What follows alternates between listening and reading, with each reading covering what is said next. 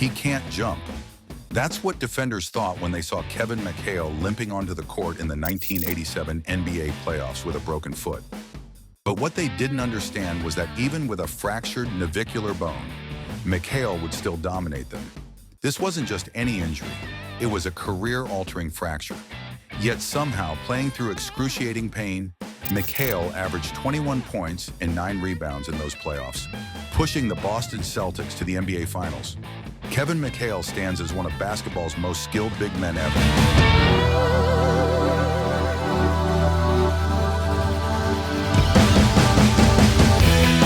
A cornerstone of the Boston Celtics dynasty in the 1980s, his resume sparkles with 3 NBA championships, 7 All-Star selections, and 2 Sixth Man of the Year awards.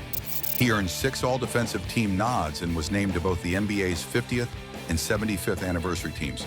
But numbers alone don't capture what made McHale special. His low-post game was so devastating that it earned a nickname, the Torture Chamber. This wasn't just clever marketing, it perfectly described what opponents experienced when McHale got the ball down low. When asked about his unstoppable post moves, McHale himself acknowledged their almost mythical status, saying, "When I was healthy, I always felt I could score. When it went into what I called the torture chamber, I knew it was in." Standing 6 feet 10 inches with incredibly long arms and legs, McHale possessed natural reach and leverage few could match. He utilized these physical gifts to excellent advantage, creating separation and shooting angles that seemed impossible for others. But it wasn't just his size. His technical proficiency elevated his game to legendary status. Observers noted his ridiculous array of moves in the paint. Unlike predictable big men, McHale's offensive repertoire included up-and-unders, step-throughs, drop steps, an assortment of head fakes and pump fakes, the baby jump hook, shovel shots, and feathery fadeaways. This deep grab bag of offensive tools was complemented by exceptional footwork. Despite his gawky legs and disproportionately long arms, he possessed extraordinary balance, allowing him to pivot, spin, and contort his body in ways that left defenders flat-footed. McHale's unpredictability was a key weapon. He had no preferred spot on the block, equally comfortable setting up on the right or left side. His turnaround jumper was lethal from either the baseline or the middle, and he possessed extraordinary range for an interior player. This versatility meant defenders could never anticipate his point of attack. McHale's game wasn't solely about grace and skill, it was intrinsically physical. His use of sharp elbows was notorious, creating space and making it torture for foes to defend. Anyone who drew McHale as an assignment knew they were in for a grueling encounter. The constant threat of his diverse moves, combined with his length and willingness to use his body, mentally wore down opponents. A perfect illustration of McHale's physical style occurred in Game 4 of the 1984 NBA Finals against the Lakers. With Boston trailing in the series, McHale delivered a hard clothesline foul on Lakers forward Kurt Rambis as he drove for a layup. The play ignited a bench-clearing scuffle and shifted the series' momentum in Boston's favor.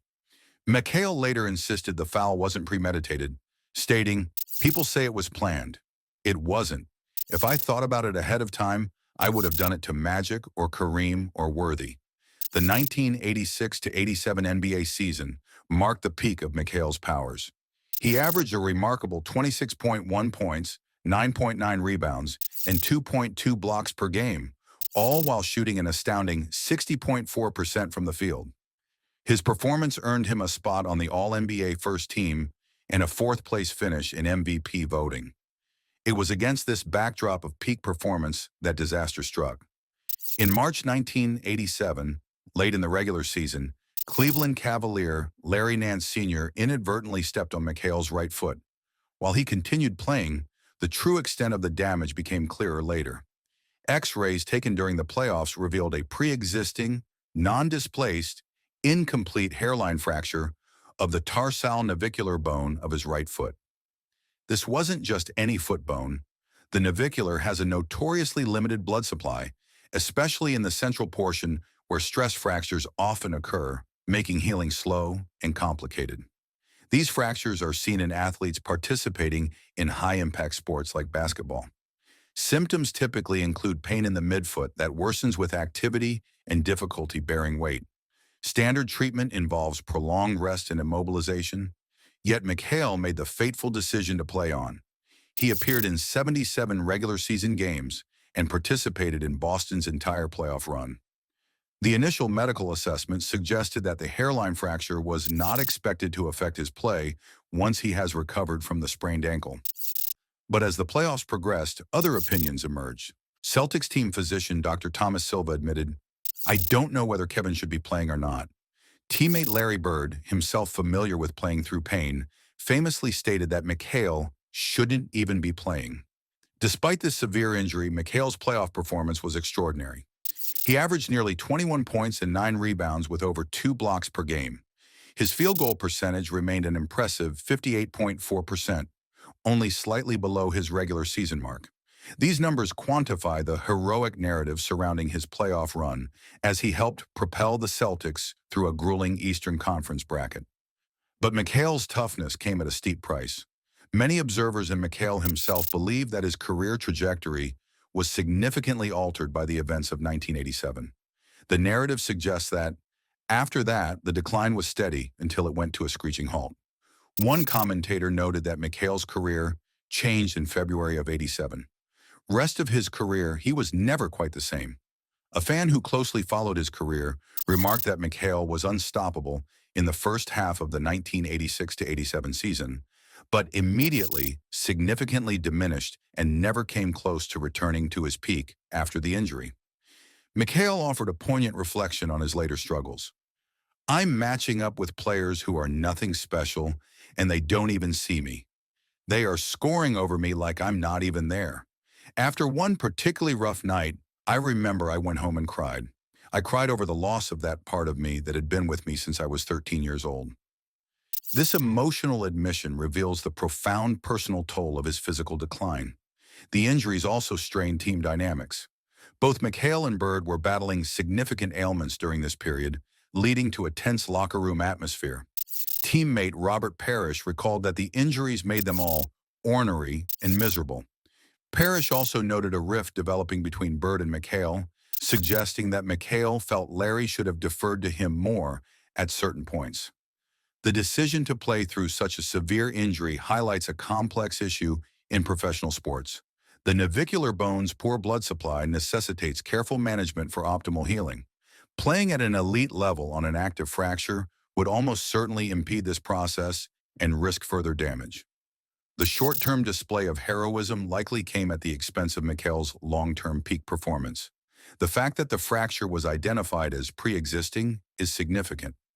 McHale's torture chamber style involved relentless pounding in the post, and navicular stress fractures are common in athletes subjected to repetitive impact.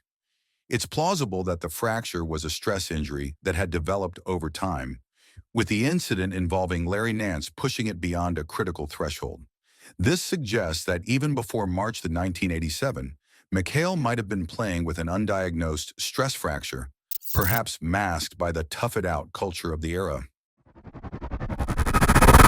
Years later, after his playing days ended, McHale transitioned to coaching, eventually taking the helm of the Houston Rockets.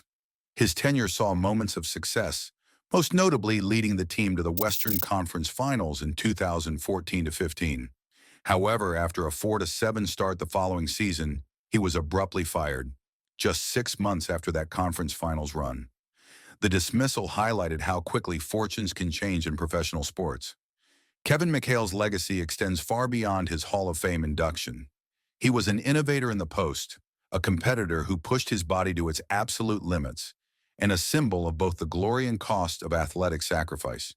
The image of him dominating playoff games on a broken foot remains one of basketball's most legendary displays of toughness, and one of its most cautionary tales.